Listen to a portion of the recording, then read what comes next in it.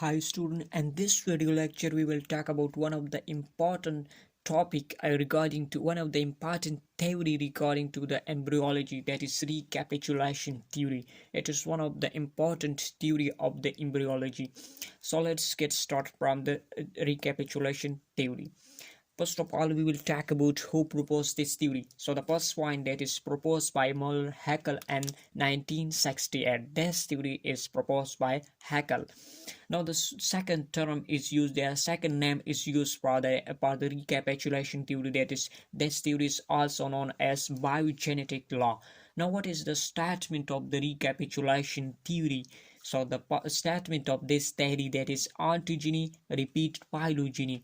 Now what does it mean? First of all, we will take these two terms. Before discussing these two terms, we cannot understand what is this statement is. So the first term, that is ontogeny. So what is ontogeny? Actually the developmental history of animal is called as ontogeny, while the what is phylogeny? Phylogeny is actually the evolutionary history of the races. So first of all, ontogeny up we look to the organism, and this organism start it life from the zygote, and after the zygote further division occur, and finally an organism is formed. So this is actually the ontogeny.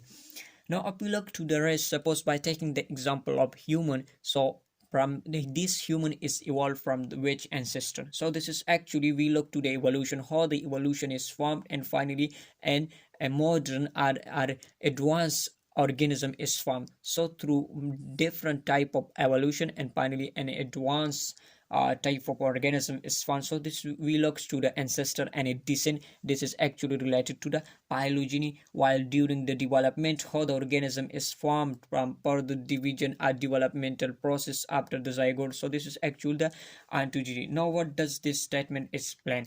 This statement says we look to the developmental process of an organism. During this developmental process, certain stages occur or certain steps occur which show its ancestor character.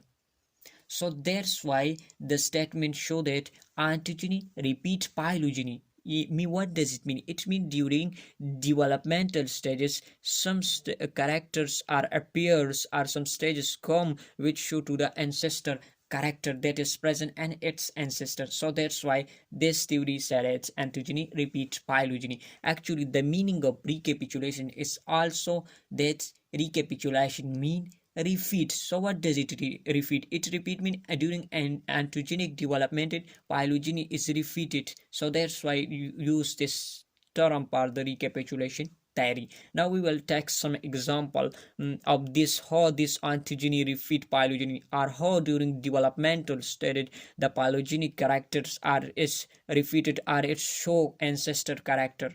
So here we take example of how the ontogeny repeat phylogeny by taking the example of man or human. As we see that the every organism start its life from the zygote. So we have right here the zygote. So this zygote further development occur, and at last the organism is formed. Now here the zygote where the development occur, and finally the organism is formed. Here some process or some stages occur. These stages show the ancestor character. So how? So here's point we look at. We looked at first point, that is fertilized egg resemble the protozoan ancestor. So the organism start its life from the zygote, and this zygote is actually show the ancestor, that is protozoan. Protozoan is this zygote show the character, that is the show ancestor, that is the protozoan. Now we look to the next point, that is gastrulation resembles synentrate like. Now this zygote part division occur and gastrulation occur in the zygote. So this gastrulation is actually like the synentrate, which is the next phylum of the animal kingdom. So you can see here the most advanced mammals is Homo sapien. So here the developmental, during the developmental process some steps occur which resemble the ancestor or the previous phylum. It's indicate it's that previous ancestor. So the this second point is about the resemblance of this gastrulation which occur in mammal. It is like the synentrates. The third point, that is three-layer gastrula resemble to the platyhelminths. So appeals to the developmental process occur after the zygote. Three-layer gastrula which is occur in this embryo which is resemble to the platyhelminths. So you can see here point by point that the development or the evolution occur. So during ontogenic development show this ontogenic development show the phylogenetic characteristics.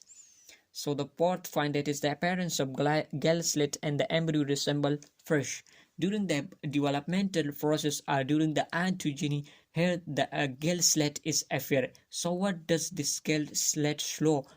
This gall slit show that here this organism it is evolved from the fishes.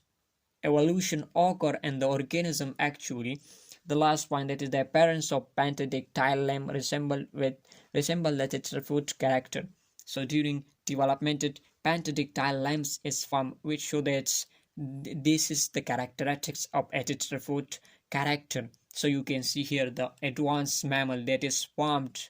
So during the formation of this long evolutionary process, so during the organism development occur during this developmental stages, this show that the evolutionary process or evolutionary or show it ancestral. So this is about the recapitulation pure theory which simply show that during the developmental process or developmental stages the evolutionary process is repeated. Yeah, it show the evolutionary history of an organism. So this is simply about the recapitulation theory.